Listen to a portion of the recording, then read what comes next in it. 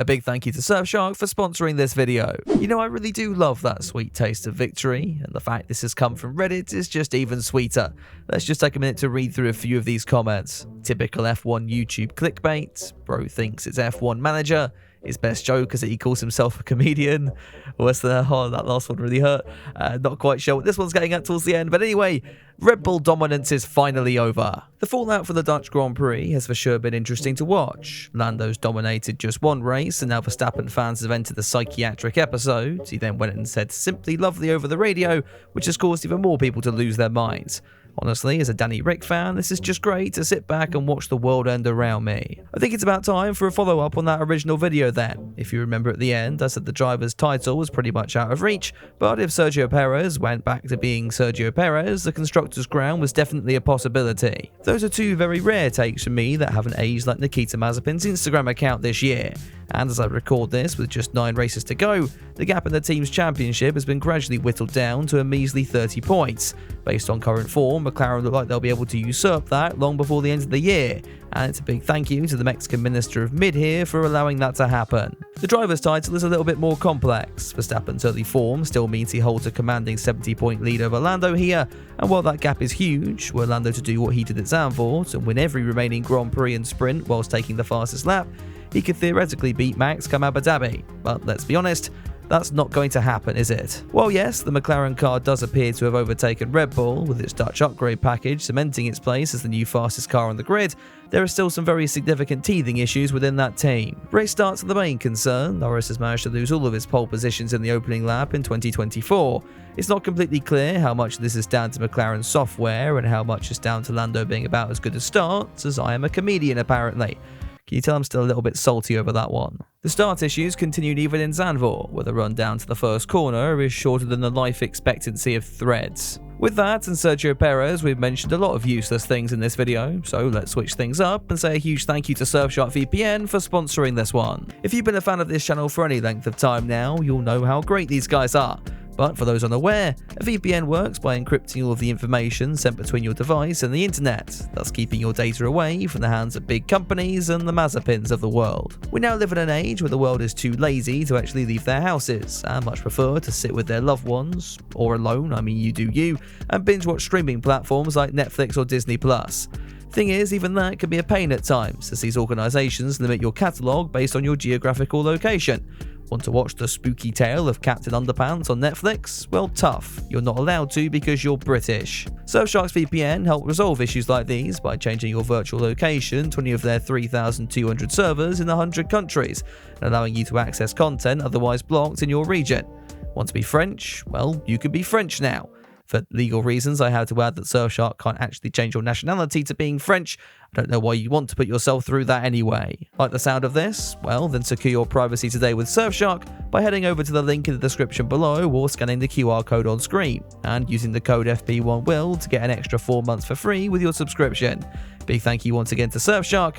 Now on with the video. So while we're talking about McLaren's weaknesses, let's bring up Lando Norris himself for a moment. The British driver has been rather critical of himself in 2024, to the point where I almost want to send in the number for the suicide helpline. No, hang on, it's the suicide prevention helpline, isn't it? Yeah, that makes more sense. Now, this is either some master tactic to get in Max Verstappen's head, or Lando really is struggling with the pressure of being remotely close to a title fight with Red Bull. That worries me somewhat, given we've already touched on how unlikely a driver's championship victory is unless Verstappen picks up Logan Sargent's fetish for tyre barriers. And realistically, this is instead the year for the team to iron out these teething problems in preparation for a full assault in 2025. Maybe we will see Lando come out of this stronger, but while he's decided to wear his heart on his sleeve this year, we've begun to see more mistakes creeping into his racecraft, Hungary being the major flashpoint here, when the British driver should have comfortably dominated from the front, but instead went about making a tit out of himself into turn 1 before revealing himself to have the mental age of a fetus when McLaren randomly gave him back the lead for some reason.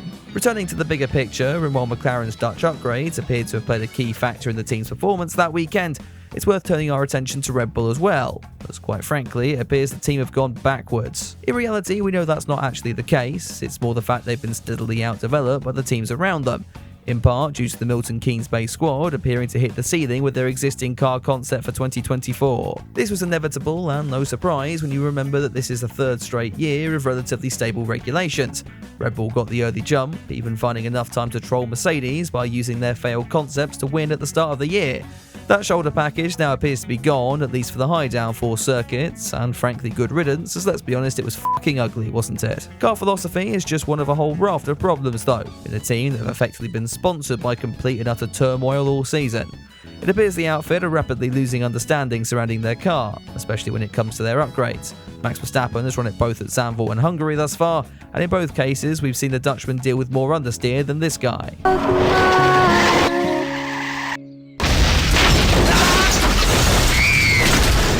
Sorry, I just felt a need to bring that advert into a video again. Both Red Bull drivers were running slightly different packages in Zandvoort to try and understand these problems, and it appears the team now have at least some of the answers, just not the ones to Sergio Perez's pace, as apparently he had the fastest car on paper. That of course acts as the other big factor when we consider the battle for the Constructors' crown.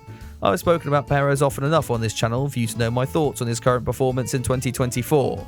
And I'll reiterate again, I cannot understand why the Mexican has been kept on beyond the summer break. Yes, Zandvoort was an overall better performance compared to what we've seen at other points this season, but it still wasn't even enough to beat one of the McLarens. Yes, Perez is a known quantity, but when your known quantity is shit, maybe it's time to take a risk and put someone else in that car. Red Bull's driver dilemma just ends up taking the focus away from where it should be. Performance out on the track, and as I think I've said about 100 times already, when they do lose the Constructors' battle to McLaren, it will be entirely their own indecisiveness at fault. What was the point of this video then? Well, if I'm honest, I don't know. I meant to talk about a lot of this during the summer break, but unfortunately some other news got in the way of that one. McLaren have built on their car's weaknesses to produce a strong all-round challenger that will at a minimum keep Red Bull honest for the remainder of the season. If I'm honest, I think their Dutch dominance will be more of a one-off, and the low-drag nature of Monza might bring things a little more into the favour of Red Bull come next weekend. But let's think about the neutral fan for a second. We're in a situation now where coming into any given race weekend, we don't know what team is going to come out on top. Will it be Red Bull? Will it be McLaren? Could it even be Ferrari or Mercedes, who when the stars align can challenge for victory as well? This all sets us up for an incredible season in 2025, and while fans can fight all they want on Twitter or Reddit, we're all going to be the winners at the end of the day. Let me know your thoughts on this one down in the comment section below. And once again, a huge thank you to Surfshark for sponsoring this video. A big thank you also goes out to my members and patrons as well, who got early access to this one, and if that sounds interesting to you, then head over to the links in the description. I'll be back on the weekend with coverage of the F1 and Indy Grand Prix, but until then, have a good one.